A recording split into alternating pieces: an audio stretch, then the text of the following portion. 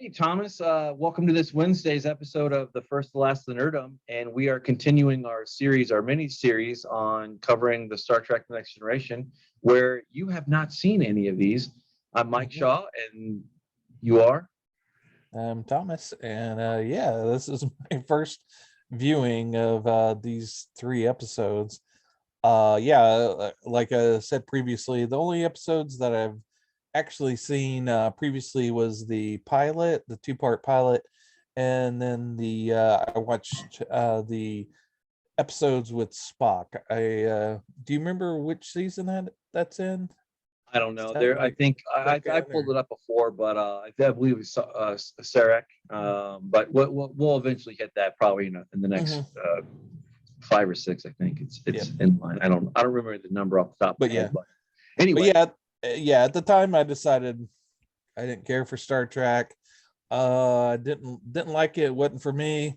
So I'm giving it a second chance. This many years ago, many years later, and About 30, we're about 35, 36 years later, yeah. years later. But yeah, uh, not that we Ju- care at this point. Just just so you know, okay, the gray in my beard and my hair, you maybe can see it or whatever, but Mhm. my siblings, or one was born in 87 and one was born in 88. So I had that on top of the head because my one of my siblings just had their birthday like not too long ago. But anyway, I digress. Like still, we're going through this, we're walking through this, and we're seeing like what is really good and what is really not so good. Unfortunately, we everything has a season one. Look, everything Yeah. has a season one where they're trying everything, and as we get to the later half of the season one, like it starts to pick up and whatever. But I don't have to tell you that. But like these, I Well, was I, you do have to tell me because I don't know what's going well coming ahead. well Um, a lot would argue, and this is kind of jumping ahead a little bit, a lot would argue about that justice episode that we just kind of touched base on. And some would say whatever they say about it, but I would say that now we're starting to pick up steam. Now we're starting to pick up, like the very inklings of this, like where you kind of sort of saw that out. I'm really excited to cover the next three after this because okay, that's like kind of like where it starts to pick up, and start we don't have pick like up. the dog-eared episodes of kind of like okay, that's cool. But having said that, Lonely Among Us, Mhm. this episode aired in Halloween 1987, and it was Lonely Among Us. And this is the one where they have two potential candidates for the Federation, some snake people and some other kind of folks, like, or more I don't know how to more predator like, I guess, like where they enjoy raw meat, and it's kind of like, Mhm. from the Mhm. Federation. But we also have a third player. What was your how do you see this one? Yeah, it's it starts off with this rivalry between the two races. So Yep. you think right at the start, okay, this is going to be just an episode about the struggles of maintaining peace between these two races. But they pull the rug out from under you and Mm. introduce this weird sentient entity that comes from this radioactive cloud in space that infects First Wharf, and it bounces between Beverly Crusher and various people and computers and whatnot. And so that you realize, okay, well, the two races that are there are just foils for to be accused of doing the evil things that the sentient entity is doing on the Enterprise. Yeah, I have a theory of this. I'll touch base at the very end of at the end of the show. I Mhm. have a theory with this particular episode because it stood out in my mind for this one thing. Mhm. But yeah, it was. You have your snake people, you have your dog people, or whatever. Your whatever raw meat. Yeah, they kind of concentrate on the dog people. You don't really get to see much of the snake No, you people. don't. No, you see him like Snake Riker in, so to speak. But that was like a very temporary thing. But they were natural enemies, I guess. And not to belabor the point or whatever, but the more interesting plot was the one like where it took over the different characters as it kind of went on, and it has a reach into just interesting. And this is not the last time that the Enterprise will find itself in some radiological, mysterious energy cloud thing. This is going to recur. It is a trope that they revisit, and they, fortunately, as time goes on, they do it better. But not to say that this one was like the worst of the worst. It's not, for sure. It's probably in the bottom half of the. It'll be interesting when we have a scoring episode, like where we go through and kind of score the episodes if we do that or not. That's fine. But, this one, I think the fact that the sentient entity didn't really have that much of a personality was the detriment. Those dog creatures, our dog race, was the most interesting aspects of the episode, and they were barely used. Right. And the snake race as well. So the star of the episode, I have to say, overwhelmingly, is again Wesley Crusher's orange sweater. That makes a reappearance of this episode. It's envious of all Karens everywhere. I think Karens would love that orange sweater that Wesley Crusher wears. I think if we had a mascot for this particular series, would be Wesley's orange sweater. That might be a showrunner, so to speak, for sure.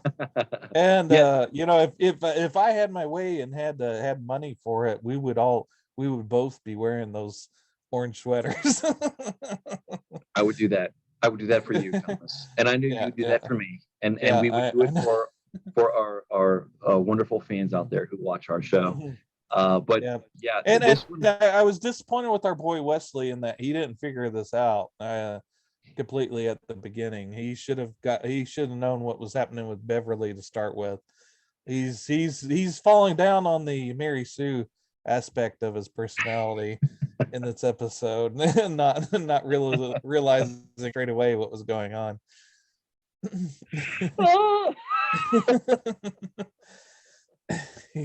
He just fumbled the ball on this one.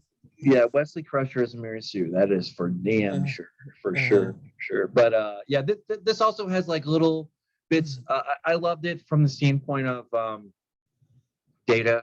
You get unedited, unfiltered, unadulterated data, and you get more of that as time goes on. It's very stiff and wooden, and it kind of comes out.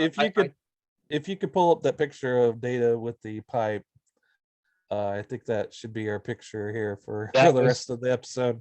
Yeah, and I recall, like, this is like where I started to fall more in love with Data, the character, and he kind of comes out into his own a little bit more by fractions, not wholesale, but definitely by fractions. The show gets better as it goes on. I'm not sure there's much more to say other than it's a very interesting place that they put you, because Star Trek will often do this, and this is true across the breadth and depth of time, where they introduce like a just like we had last week with the Traveler, that will be revisited later, and this is more in line with my point at the end of our show that I'll touch on. But I liked how you're starting to see their chemistry work a little bit better, a little bit more. It's still a little bit out there, a little bit, still a little bit more kitschy and a little bit gauche, like where the original series is, like where you had the Alien of the Week kind of thing. Well, we had two this week, but in any case, anything else to add before we pop on over to the Justice, or do you want to save Justice for last? Yeah, let's save that one for last. I agree with that. Let's go to the battle. Yeah, we're gonna call an audible here, and we're gonna just cover, I guess, the battle with the Ferengi, and this both of these kind of hit home with Picard a little bit. This more so with Picard and the Ferengi, and basically you're starting to see kind of the Ferengi are slippery and slimy and greasy, and they're not as the I believe the late Armin Sherman, I think he passed away, but his character with Ferengi later on in Deep Space Nine came alive, and you kind of saw a little bit more deeper, a much deeper depth to the Ferengi as time goes on. This was not one of them. This is like where they were the trope, the I'll say this just because I'm Jewish, like the more, one-sided caricature of an alien race. They're still in that mode, and they'll still be in that mode for quite a while in the Next Generation, but it's still it showed a little bit more depth than we first had with the Ferengi, and they give Captain Picard a gift, and there's no such thing, at least in these early episodes, like where they're more scheming or conniving type character archetypes, until we get a little bit later on, and the Ferengi are a little bit more well developed. And of course, they do the same thing with the Klingons and Worf. It's very one dimensional. Like every time you see a new alien race or character, aside from Worf, really doesn't come into the picture until later on. But that's we'll cover that eventually. But the Ferengi are interesting. It had a little bit more depth than the first. Yeah. The first. The bullet points on this episode. Ferengis are annoying, at least in this episode. This is my take. I loved when the saving grace on this episode is the interaction between Riker as number one with the number one of the Ferengi. The line of the episode was when the number one of the Ferengi said, "I'm all ears." That was quite good. And the other bullet point is you get a lot of backstory on Picard, and that was good because they're playing on his acting strengths for this episode. So that was what kind of carried the episode and kept you interested in it. But yeah, I'd say the Picard, his character arc in the episode, and the interaction between Riker and the Ferengi was what held the episode together and made it work. Yeah, I agree with that. And with that, there's not much more to say than this, other than it is like basically the essential crux of this issue is like it paints a very deep picture of Picard and where he came from and where he's going, etc. And they weave in their very good, solid episode. It kind of goes into like snap out of it kind of thing. But with that, it was a solid enough episode for season one. It's not the best, not the worst, probably. Yeah, and I think fat middle of episodes. And to be honest, back when I was a teenager watching it, it might have not have held my interest.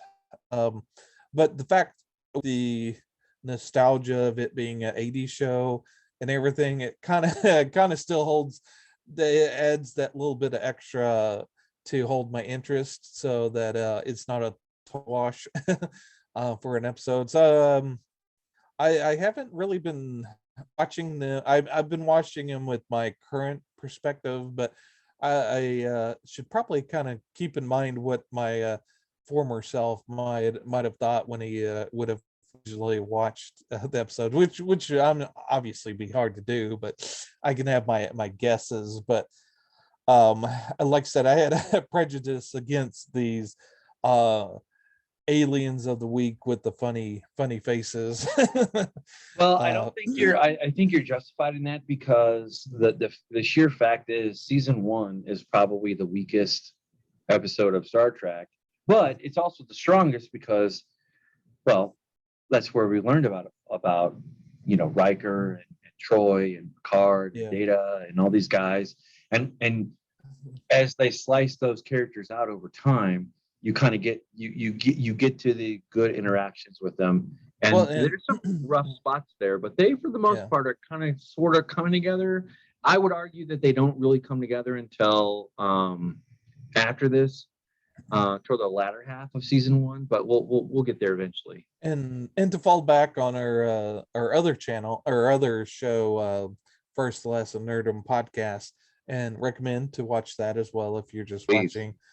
watching this. But we talk about comic books pretty heavily there, and to kind of correlate this with comic books, those first issues of, say, like Spider-Man or whatever, might not be the most solid ever, but you you get introduced to these incredible characters like Dr. Octopus and Green Goblin, and these characters have resonance to the Spider-Man character 100 issues from there, that these rich stories could be drawn from it. So you really have to kind of introduce these characters to start with, to really start digging deep into them. Yeah, a lot of these are filler episodes. There's just no way around it. They're not the greatest. They're not the worst. They're somewhere between. Yeah, and then sucky and just being solid. Yeah, and with that said, we could go on to our main course, which is justice. Now, I'll let you have first strike, and then I'll come in with my my veteran take. All right. What the hell? Yeah. I would say, and just to say, like, this was a very Gene Roddenberry heavy episode. really? And that's very hard to kind of differentiate between a later episode, like where Rick Berman becomes the core of the show later on. But Gene Roddenberry, he was still alive, and this is very much a Gene Roddenberry TOS throwback all the way, in my opinion. Yeah. And this episode, it would fit right in the original series. I would say very, very, very much so. This wouldn't. This episode would nowhere near be made today. No, you would not see this episode if it was pitched today in a writer's room. It would be instantly knocked down. You have this planet of supposed to be paradise, and right, the Edo, whatever. Yeah, evidently paradise only has blonde, blue-eyed, physically fit people. Scantily clad, very scantily weird. clad, yes. Yeah, very, very childlike. Yeah. there's warning signs and alerts flying up here and there. Everywhere. Now, I would say that this is probably pretty close to Wesley Crusher's best episode. I would say a lot of people pan this one, but putting the Gene Roddenberry, the scantily clad, and you can see the in the pictures here, you can kind of see the start to this. But like basically, they're very childlike, they're very innocent, and it's like they have one rule, and that is, like, even if you commit a minor infraction, the punishment is death. This sets up Picard for his almost every other episode take on ignoring the Prime Directive, or like weaving in of like Picard and this antagonistic relationship with him and the Prime Directive, or whatever, like at large in general. But and why excuse my French, why the hell did they allow Wesley to go down on this pleasure planet that's focuses on sex? well, technically speaking, the captain is never supposed to go down to an away mission. It's always supposed to be number one and everybody else. The captain is never supposed to go down First B-man, second And B-man. and Riker in this episode, all he was looking for was a little something. Riker, a little something something. Riker is forever an alley cat looking for sniffing around, and I'll leave it at that. But that is definitely Right. true. That is definitely true. Yeah. Yeah. So and to get back to your point of Wesley Crusher, yeah, this episode actually humanizes him and makes him be a kid and make mistakes that kids do. And yeah, and then gets ahead of himself, and yeah, it makes him more of a human than a Mary Sue, as we said earlier. And Yeah, I think this is one of the stronger Wesley Crusher episodes. Probably not the defining one. Mhm. He has some bits and pieces later on, but it's hard to say. Like, I don't think that anybody's objectively taken the stance of like, Yeah. what is the best Wesley Mhm. Crusher, Mhm. the TNG episode? But this would definitely be in the top 10, maybe definitely in the top 5. I would go that far, but it really kind of it. Yeah, to kind of go back to what you were saying just a little bit ago on the edge, where you're like, it's very sexually charged. They're like, they just have no inhibitions and all this and that. And it's like, wow, why would you take a kid down there? But ultimately, I think it works out, where it pays off for the most part. Yeah, and to be honest, the whole God aspect of it with the ship that's not really there, that's a good story. I Yeah, would love to know more about that. I like Picard at the end of the episode. I would have liked more of that, but yeah. you don't get that. You get mostly this paradise planet that's really one dimensional. And And if they had reworked it to where the maybe the planet was a slightly different, I think it would have mhm, worked way much better. I think if you took out the whole sexual aspect of it, it would have been a more interesting episode. Maybe make all of the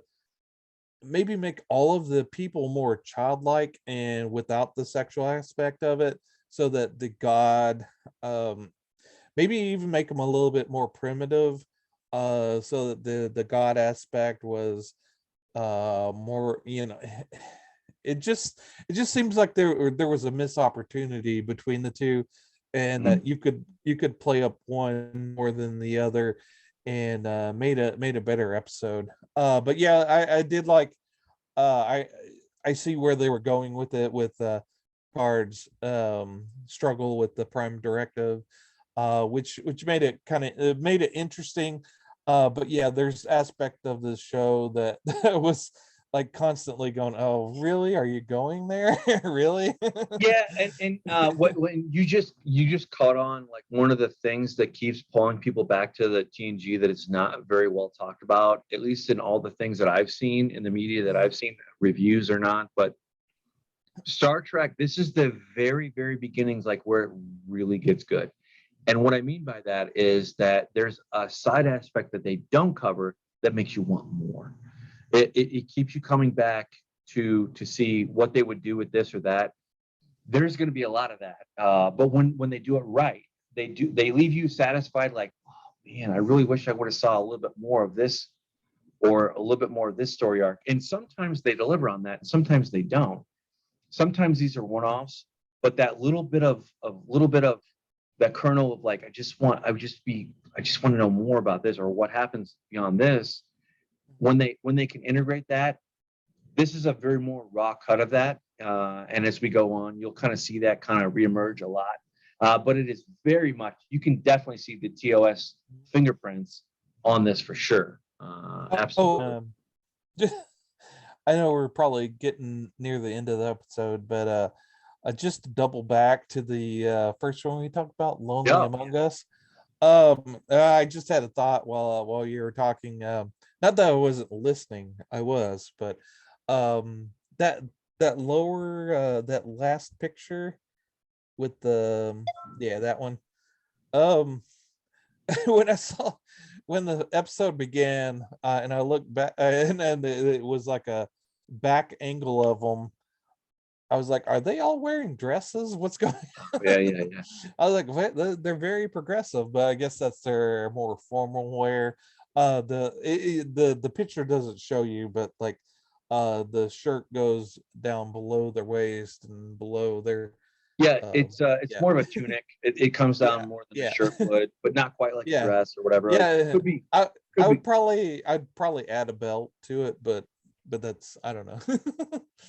interesting. Well, and Yeah, with yeah. that, the only thing I wanted to touch on with this episode was that Mhm. I have not seen all of Picard, season 1 or 2. Mhm. Probably got as far as like episode 2.5, maybe 3 for Picard, and that's Mhm. irrelevant to what we're covering. But I would say there is a plot hole in this where if they wanted to redo something in the future and like unwind all this stuff with the new stuff, Mhm. this could be a pivot point that they could draw on, because when they reintegrate Picard from the entity, they they beam him out into Uh-huh. space, Oh and he yeah. Uh-huh. becomes pure energy or something like that, and then they beam him back. Oh Well, yeah. who's to say that they beamed him back with the real Picard? Yeah. Hmm. It That's could be, yep. but Mhm. it won't. But That's this is that is a great idea. Yeah, that's an interesting idea. they leave enough on the table, and they do Mhm. this with Riker a little bit later on. I think in season 2 or 3, Mhm. but I think that we'll I get think to, the Thomas mhm. Riker in a little bit. I But think the best science fiction and the best comic books are those that find that little bitty kernel from a previous story and extract it into this amazing story arc. And that's very, very hard to do, but if you pull it off, you oftentimes become legendary in what you are able to pull off. yeah, And and not this season. Well, some of this season a little bit. Very few of these episodes will live on beyond this one, but mhm, like I said, like they'll find that little nugget or whatever, that little kernel mhm, of something, and then they'll want you. Those are some of the best ones where they revisit the topic, mhm, or there's an ongoing something more than mhm. just like a aliens of the Yeah, week, kind of yeah. thing. But with that being said, this one was a quick dip into it. I think we're starting to hit our stride. Yep. And just, Mhm, but for the most part, that's it. mhm. Anything Yeah. else to add, my friend? No, I think we'll do 3 more episodes. Yep. Um, Next for week. this, we're almost heading towards the mid-season, I think. Mm-hmm. So yeah, we're just going right along.